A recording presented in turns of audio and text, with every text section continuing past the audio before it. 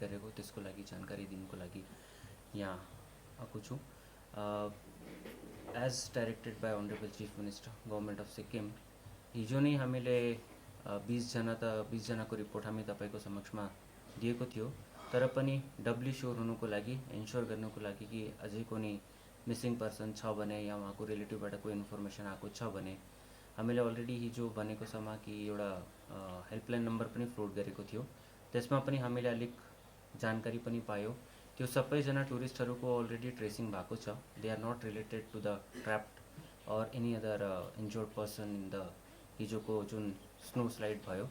So एउटा अलिक जानकारी अलिक क्ल्यारिफिकेसन के दिनु चाहन्छु भने हामीले हिजोसम्म भेरियस मिडिया हाउसेस या नेसनल मिडियामा पनि एउटा एभलान्च भनेर यहाँ we have been publicising.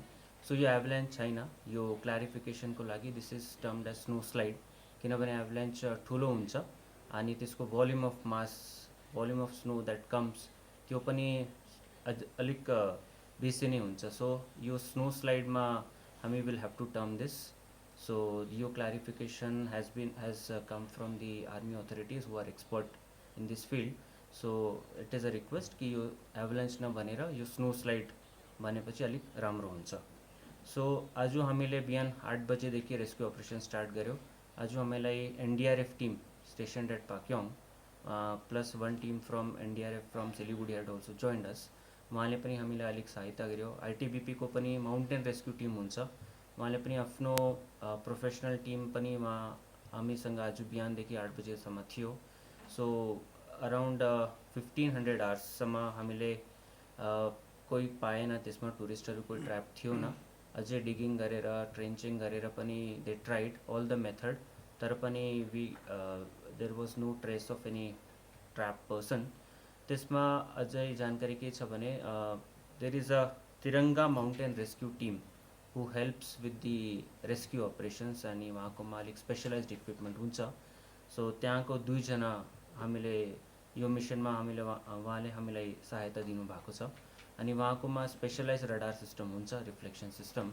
So in case त्यो रडार सिस्टमबाट पनि उहाँले हाफ एन आवर 1 आवर मतलब सबैजना त्यहाँबाट स्नो स्लाइडको ठाउँबाट मुनि निस्केर when this 2 people searched over there त्यहाँ पनि उहाँले कोही ट्रेस पाएन। So we are almost sure that as of now कोही पनि टुरिस्टहरू त्यो डेब्रिजको मुनि छैन अनि हाम्रो जुन हेल्पलाइन नम्बर पनि छ त्यो पनि अहिले एक्टिभै छ। सो अझै पनि इनकेस त्यहाँबाट कोही रिक्वेस्ट आयो भने हामी खोजताल त गर्छौँ।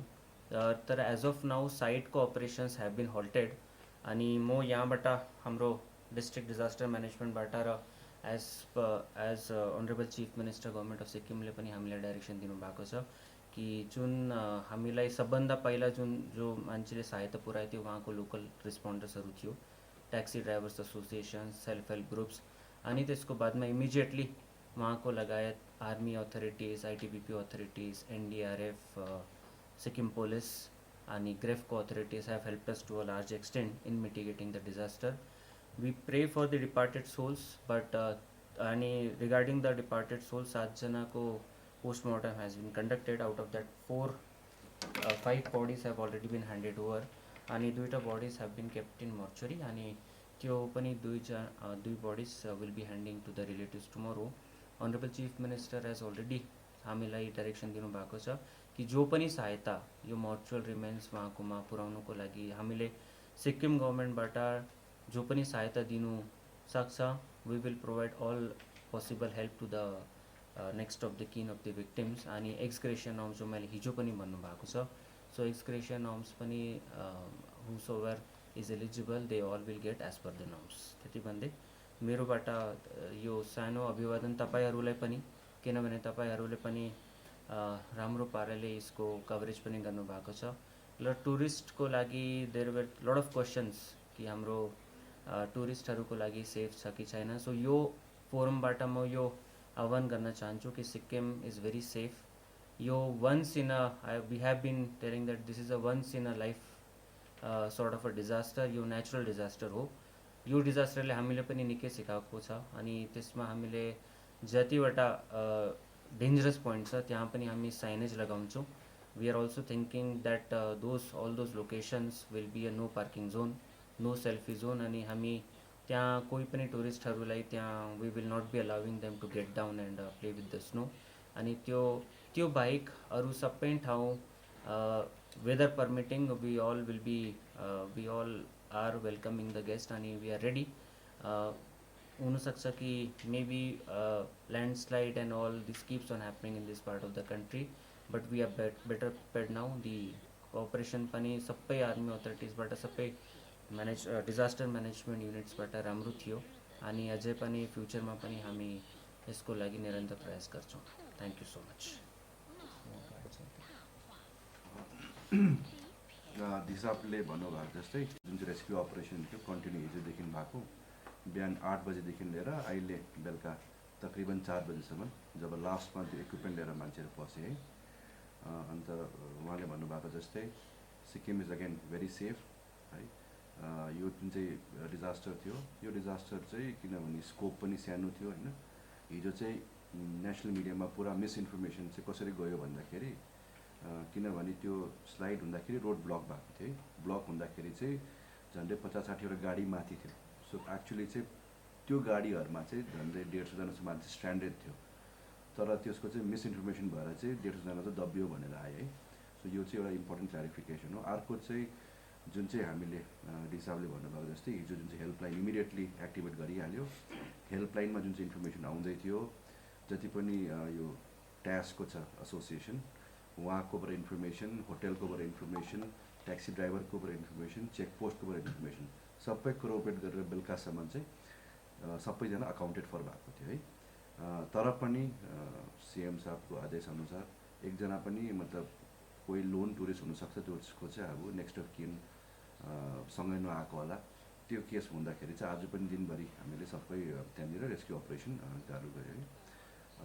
अन्तखेरि हेल्पलाइन नम्बर चाहिँ अझै पनि ओपन छ. यसमा हिजो स्टार्ट भएकोदेखि मोर देन 25-30 कल्स आएको थियो. अन्त कतिपय कल्सहरू चाहिँ कस्तो हुन्छ भने सिक्किममा टुरिस्ट जो आउँछ, कोही गोचेला ट्रेक गएको हुन्छ वेस्ट सिक्किममा, त्यति बेला 15 दिन आउट अफ नेटवर्क हुन्छ. अन्त हिजो राति एउटा आएको थियो, त्यो चाहिँ बाइकर रहेछ, उसको फोन चाहिँ बेलुकादेखि स्विच अफ भएको थियो. अन्त आज बिहानसम्म पनि ट्रेस गर्न सकेको थिएन है. भरेपछि हामीले सबै ट्रेस गर्दाखेरि उसको वाट्सएप स्टेटस हेर्दाखेरि चाहिँ टुङ चेकपोस्ट क्रस गरेको देखियो बाइकर ग्रुपमा. सो यो तरिकाले जो पनि फ्यामिली मेम्बर्सहरू बाहिर छ सिक्किमदेखि बाहिर, उहाँहरूलाई अभियसली सिक्किममा नेसनल मिडियामा एभालान्च भयो भनेर यस्तो न्युज फ्ल्यास हुँदाखेरि चाहिँ अलिकति घबराहट पुरा भएको छ. तर डिसाबले भन्नुभएको जस्तै यो जुन चाहिँ इन्सिडेन्ट चाहिँ यो एकदमै लोकलाइज थियो. एउटा स्ट्रिममा चाहिँ स्नो बेसी जमेर चाहिँ स्नो स्लाइड भएको थियो है. तै भए पनि 7जनाले आफ्नो जान गुमाउनु पऱ्यो. सो एज डिसाबले भनेर चाहिँ it's lesson for us also. फ्युचरमा चाहिँ जति पनि हुन्छ यस्तो जग्गामा चाहिँ विथ कोलाबोरेसन हाम्रो स्टेक होल्डर्स जति पनि ट्याक्सी ड्राइभर एसोसिएसन उहाँहरू भयो, होटल एसोसिएसन या त ट्यास भयो, उहाँहरूले चाहिँ अब इन कोलाबोरेसन चाहिँ यस्तो जति पनि जहाँनिर चाहिँ रिस्क प्रोन एरिया छ त्यहाँनिर चाहिँ टुरिस्टहरूलाई चाहिँ नरोकिदिनु होइन. पुलिसले पनि इन्स्योर गर्छ त्यहाँ साइनेजहरू लगाएर. यसको अलावा चाहिँ वन्स अगेन फ्रम डिसी साहब एन्ड माई साइड जति पनि मान्छे यसमा इन्भल्भ भएको छ, फर्स्ट रेस्पोन्डर जो त्यहाँनिर लोकल्सहरू हुनुहुन्थ्यो, ट्याक्सी ड्राइभर जो टुरिस्ट लिएर जानुभएको थियो, त्यो सेल्फ हेल्प ग्रुप हुनुहुन्थ्यो जसले त्यहाँनिर रेस्क्यु मात्रै होइन तर स्ट्यान्डर्ड टुरिस्टहरूलाई चिया बिस्किटहरू डिस्ट्रिब्युट गर्न लागि हुन्छ नि, हेल्प गर्यो. त्यहाँदेखि सब्सिक्वेन्टली बिआरओ, आर्मी, त्यहाँदेखि हाम्रो सिक्किम पुलिसको आएर जवान्स, एसएपी, त्यहाँदेखि आइटिबिपी, आज एनडिआरएफ जति पनि यहाँनिर सामेल भयो यो रेस्क्यु अपरेसनमा हाम्रो तर्फबाट थ्याङ्क यू भन्न चाहन्छु. So my question is the जुन चाहिँ बडिजहरू मोर्टल रिमेन्सहरू ह्यान्डओभर गर्न कहाँ कहाँको चाहिँ ह्यान्डओभर भइसकेको छ? So that yeah so out of the 7 mortar remains जुन चाहिँ नेपालको 3जना थियो उहाँहरूको नेक्स्ट अफ किन आएर उहाँ लगिसक्नु भएको छ है. यसमा चाहिँ social welfare secretary sir involve हुनुहुन्छ. उहाँको मोर्टल रिमेन्सहरूलाई चाहिँ एटलिस्ट काँक्रीभित्रसम्म चाहिँ हेल्प गरिदिनु पुऱ्याइदिनु होइन हाम्रो सिक्किम गभर्मेन्टको खर्चमा. सिमिलरली जुन चाहिँ 2जना बङ्गालको थियो उहाँहरू पनि respective families next of Kinley आज त्यो ह्यान्डओभर गरे. जुन चाहिँ युपीको छ, जुन चाहिँ बाउ छोरी खसेको छ, त्यसमा उहाँको वाइफ चाहिँ यहीँनिर छ. सो उहाँहरूको चाहिँ अब पोस्टमार्टम भइसक्यो तर उहाँहरूले नै भोलि चाहिँ यहाँबाट डिपार्ट हुने भनेर. सो त्यसको लागि पनि अरेन्जमेन्ट आई थिङ्क फ्लाइटबाट जति पनि हुँदैछ त्यो सरकारले गर्दैछ. सो डिसी साहब र मैले जुन चाहिँ रेलेभेन्ट डिस्ट्रिक्ट छ त्यहाँनिर एसपी डिसीसँग कुरा गरेर त्यहाँनिर पनि रिसिभ गर्ने हामीले के भन्नु एउटा एक्सटेन्ड यो कोअपरेसन एक्सटेन्ड गर्नु ट्राई गर्दैछौँ।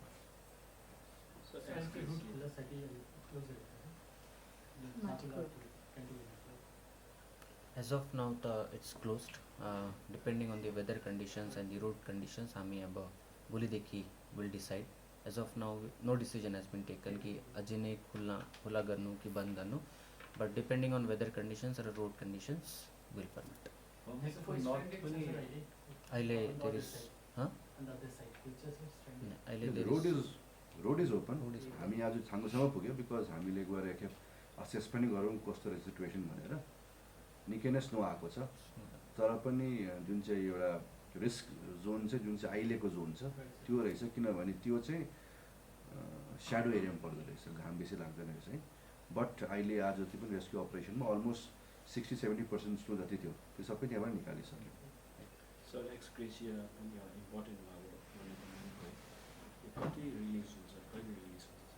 So ex gratia को norms हुन्छ. So based on we are in the process of collection of the documents.